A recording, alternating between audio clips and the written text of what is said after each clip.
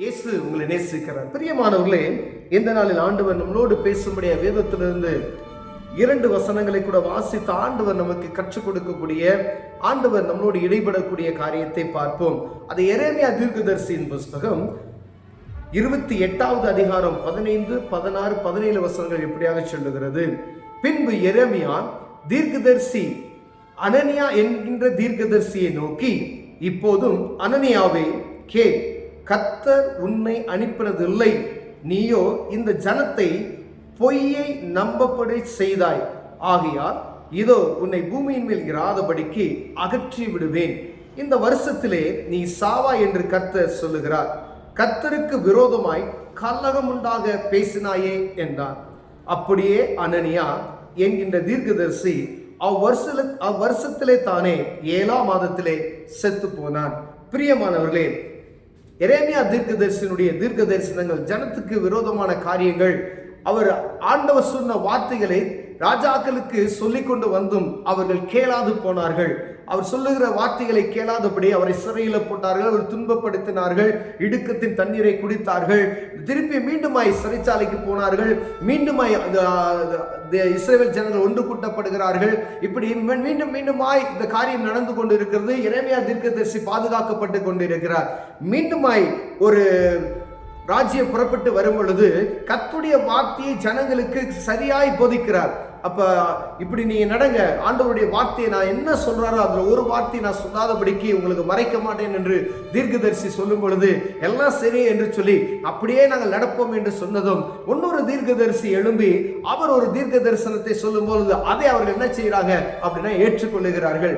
எந்த ஒரு தீர்க்க தரிசனமும் ஆண்டவர் சமூகத்திலிருந்து வருகிறதா, இது ஆண்டவருடைய சமூகத்தில் இல்லாமல் வருகிறதா என்று பார்க்கும்படியே நம்ம வாஞ்சிக்கப்படுகிறோம். பிரியமானவர்களே, நம்ம தீர்க்க தரிசனத்தை ஆண்டவருக்கு விரோதமாய் ஒரு காரியத்தை செய்வதற்கு, ஆண்டவர் போகக்கூடாத இடத்துக்கு போக சொல்லுவதற்கு ஏதாவது ஒரு மனுஷன் சொல்லுவாயானால் அப்படிப்பட்ட நேரத்தில் தீர்க்க தரிசனம் உண்மையா பொய்யா என்பதை நாம் புரிந்து செயல்படும்படி அழைக்கப்படுகிறோம். உங்கள்கிட்ட ஆண்டவர் பேசி இருப்பாரு, இது போகக்கூடாத இடத்துக்கு நீ போகாத அப்படின்னு சொல்லியிருப்பாரு, இந்த இடத்துல தான் நான் உன்னை ஆசீர்வதிப்பேன் என்று நான் சொல்லியிருப்பாரு. ஆனா ஆண்டவருடைய சத்தம் நமக்கு தெளிவாய் இருக்கும். ஒரு தீர்க்கதரிசியை கொண்டு தெளிவாய் ஆண்டவர் பேசியிருப்பார். நீ இந்த ஊழியத்தை செய்ய, நீ இந்த வியாபாரத்தை செய்ய, இந்த இடத்தை இந்த பிசினஸ் செய்யாத, ஆண்டவருக்கு விருப்பமில்லாத காரியத்தை செய்யாத, ஆண்டவருக்கு விருப்பமில்லாத இடத்துக்கு நீ போகாது என்று ஆண்டவர் சொல்லியிருப்பார். ஆனால் ஏதோ ஒரு பொய்யான தீர்க்கதரிசிகள் என்ன சொல்லுவார்கள் என்றால், உங்கள்கிட்ட ஆண்டவருடைய வார்த்தை என்று சொல்லிக்கொண்டு ஆண்டவர் சொன்ன காரியத்துக்கு மாறாக இதை நீ செய் என்று சொல்லி ஆண்டவர் சொன்னார் என்று சொல்லி விடுவார்கள். பிரியமானவர்களே, அதுல எப்பொழுதும் நாம் கவனமாய் இருக்கும்படி ஆண்டவர் விரும்புகிறார். தீர்க்கதரிசிகள் சொல்லுகிற தீர்க்க தரிசனங்கள் எப்படி இருக்கிறது? ஆண்டவர் இப்ப ஜெபம் செய்கிறார். ஒரு உதாரணத்துக்கு ஒரு காரியத்தை எடுத்துக்கொள்வோம். ஆண்டவர் என்ன சொல்லி இருக்கிறார்? எப்பொழுதும் ஜெபிங்கள் சொல்லி இருக்கிறார். ஆனா அவரே நமக்கு முன்மாதிரி. அவர் இரவும் பகலும் ஜெபித்திருக்கிறார், உபவாசித்து ஜெபித்திருக்கிறார். பிரியமானவர்களே, அப்ப ஜெபிக்க கூடாது என்று சொல்லுகிற ஒரு தீர்க்கதரிசி இருப்பாயானால் அப்ப அந்த தீர்க்க தரிசனை நம்ம புரிந்து கொள்ள முடியும். இந்த காரியத்தை நம்ம யோசித்து பரிசுத்த ஆவியான நம்மளோடு இருக்கும் பொழுது அதை சிந்திக்க முடியும். உலக பிரகமான காரியத்தை நீங்க சிந்தித்துக் கொண்டு நீங்க தீர்க்க தரிசனம் கேட்பீர்களானால் அந்த தீர்க்க தரிசனம் என்ன செய்யும்? ஆண்டவருடைய சத்தம் அடைக்கப்பட்டு போய்விடும். உலகத்தின் சத்தம் நமக்கு என்ன செய்யும்? கேட்டுவிடும். பிரியமானவர்களே, அப்ப தீர்க்க தரிசனம் வருகிற வார்த்தைகள் இது ஆண்டவர்கிட்ட இருந்து வருகிறதா எப்படி என்பதை நம்ம ஒவ்வொரு நாளும் அதை புரிந்து கொள்ளணும். அதே போல பாருங்க, தீர்க்கதரிசி சொல்றார், எரேமியா தீர்க்கதரிசி அந்த தீர்க்கதரிசிக்கு விரோதமாய் ஒரு தீர்க்க தரிசனம் சொல்லுகிறார். ஜனங்களை கலகம் பண்ணினாய். ஆண்டவருடைய வார்த்தைக்கு கீழ்ப்படியாம மாறுபாடான ஒரு பொய்யான ஒரு தீர்க்க தரிசனத்தை சொல்லி ஆண்டவருடைய காரியத்தை கலகம் பண்ணினபடினாலே நீ என்ன செய்ய போவாய்? செத்து போவாய் என்று சொல்லுகிறார். அந்த தீர்க்கதரிசி என்ன சொன்ன மாதிரியே 7 மாதம் கழித்து அவர் செத்து போய்விடார். பிரியமானவர்களே, இப்ப பொய்யான தீர்க்கதரிசி சொல்லுகிற ஒரு தீர்க்கதரிசி இருப்பாரையானால் அவர் நிமித்தம் கர்த்தருடைய நாமம் மகிமைப்படாது, கலங்கம் உண்டாகிறது. ஏன்னா ஜனங்கள் ஒரு பக்கம் பரிசுத்த ஆவியின் அபிஷேகத்துக்குள் நடத்தி செல்வார்கள். யாராவது வந்து இது அப்படி அல்ல, இப்படி வச்சுக்கலாம், எப்படி வேணாலும் வாழலாம், நீ ஜெபம் பண்ண வேணால, ஜெபம் பண்ண வேண்டியது கிடையாது, நீ காணிக்க கொடுக்க கூட வேண்டியது கிடையாது, மனம் போல வாழலாம் அப்படின்னு சொல்லுகிற ஒரு தீர்க்க தரிசனத்தை நாம் காதலை கேட்டோமானால் எச்சரிக்கையா இருக்கும்படி ஆண்டவர் பேசுகிறார். பிரியமான, ஏன்னா இது கடைசி காலம் என்பதனால் ஆண்டவர் உங்களோடு என்னோடு பேசுகிறார். எந்த தீர்க்க தரிசனம் சரி உண்மை என்பதை நாம் அறிந்து கொள்ளும்படியாய் நாம் முதலில் ஜெபித்து தேவ சமூகத்தில் சிங்காசனத்தில் அமர்ந்திருக்கும் பொழுதே அதை புரிந்து கொள்ள முடியும். இல்லை யாரோ ஒருத்தர் குடுகுடுப்புக்கார மாதிரி ஒரு மனுஷன் வரான், நம்ம ரோட்ல நடந்து போக கூட சொல்லும் போது நீ நல்லா இருப்ப, நீ இப்படி இருப்ப அப்படின்னு சொல்லிட்டு போறான் பாத்தீங்களா, அவன் அடிச்சு விட்டு போவான் பொய்யா.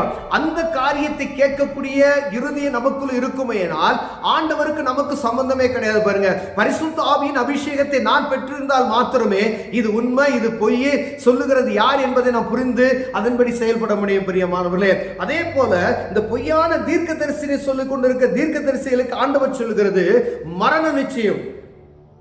ஜனங்களை கலகப்படுத்தினான். ஆண்டவருக்கு ஒரு ஒரு ஒரு ஒரு ஆத்மாவை உருவாக்குவது எவ்வளவு கடினமா என்பது ஒவ்வொரு ஊழியக்காரங்களும் தெரியும். ஒரு முழுமையாய் ஒரு ஆத்மாவை உருவாக்கி ஆண்டவருக்காய் ஒப்பு கொடுக்கும் பொழுது அது எவ்வளவு மேன்மை என்பது அவர்களுக்கு மாத்திரமே தெரியும். பொய்யான ஒரு தீர்க்க தரிசனத்தை சொல்லி நீ இப்படி இருப்ப அப்படி இருப்ப, செல்வந்தனாய் மாறி விடுவாய், நீ இப்படி இருந்தா அப்படி மாறிவ அப்படின்னு சொன்னா ஆண்டவர் எரேமியா தீர்க்கதரிசி அனனியா தீர்க்கதரிசிக்கு சொன்ன இந்த வாக்குத்தத்தம் நிறைவேறும் என்பதை மறந்து போய் விடாதீர்கள்.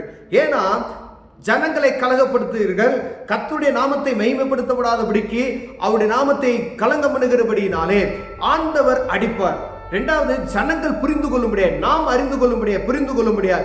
தீர்க்க தரிசனம் யார் சொல்றாங்க? தீர்க்க தரிசனம் சொல்லுகிறது தீர்க்க தரிசனம் இது சரியா? ஜெபிக்கா ஒரு உதாரணத்துக்கு ஒரு காரியம் சொன்னேன், ஜெபம் செய்யாதீங்க அப்படின்னு சொன்னா அது தீர்க்க தரிசனம் கிடையாது, அது பொய்யான தீர்க்க தரிசனம். இது உதாரணத்துக்கு. நீங்க பைபிள் வாசிக்க வேணாம் அப்படின்னு சொன்னா அப்ப என்ன இதுல இருந்து நம்ம புரிஞ்சுக்கலாம்? ஒரு மனுஷன் தீர்க்க தரிசனம் நீங்க பைபிள்லாம் ஜெபம் பண்ணி வேணாம், ஏன்னா ஆண்டவர் அது உங்களுக்கு எல்லா வார்த்தையும் சொல்லிவிட்டார். ஏன்னா போதகர் இருக்காரு, அவர் பசங்கிப்பாருன்னு சொல்லிடுவாங்க. ஒரே ஒரு பாவ மன்னிப்பு நிச்சயம் தான். இயேசு கிறிஸ்து சிலுவையில் எல்லா மனுஷனுக்கான மறிக்கப்பட்டுட்டார், இனி நீ பாவம் செய்யலாம், என்ன வேணா செய்யலாம் அப்படின்னு சொல்லுவாங்க.